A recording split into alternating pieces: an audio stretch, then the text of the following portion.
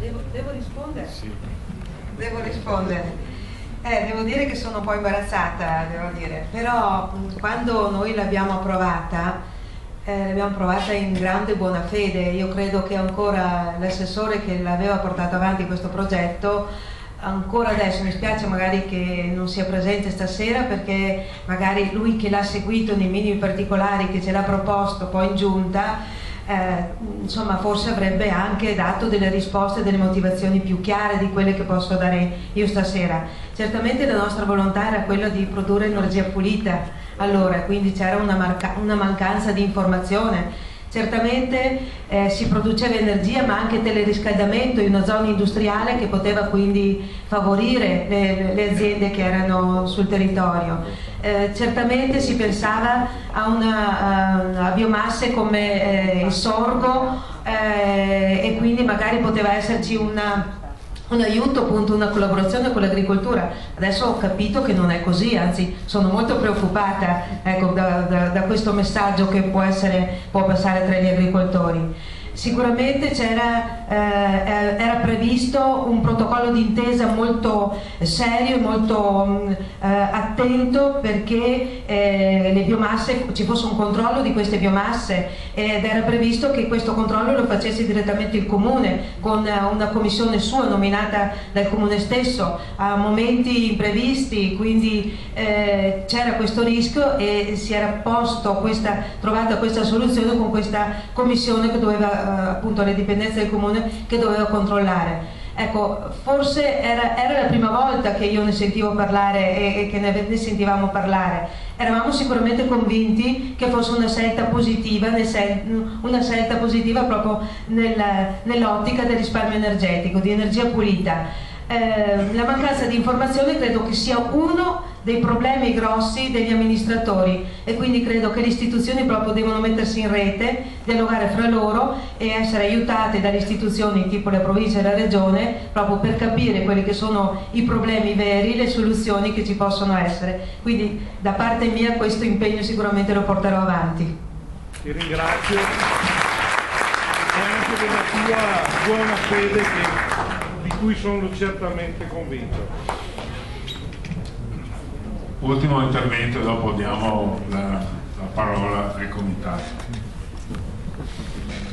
Sì, buonasera, io mi chiamo Bissoli, ho un'azienda agricola. Praticamente io non sono né favorevole né contrario a impianti di biomasse, solo che quando l'hanno illustrato questo impianto come quello di Legnaro, no? Sono i numeri che non riescono a stare in piedi, perché la paglia, sento dire la paglia viene già utilizzata per il bestiame. La lolla di riso, che in dialetto la chiamiamo la bulla del riso, l'elemento per fare le tira agli avicoli, se no altri la spostiamo, cioè non è che continuiamo a produrre la paglia, è quella lì, quei numeri lì, conferente socio a Vepo. Una domanda, ma a me non mi ha mai chiesto quanti ettari, cioè sta chiesto gli ettari che ho messo a disposizione, però non mi ha mai detto che servirà in funzione di altre robe.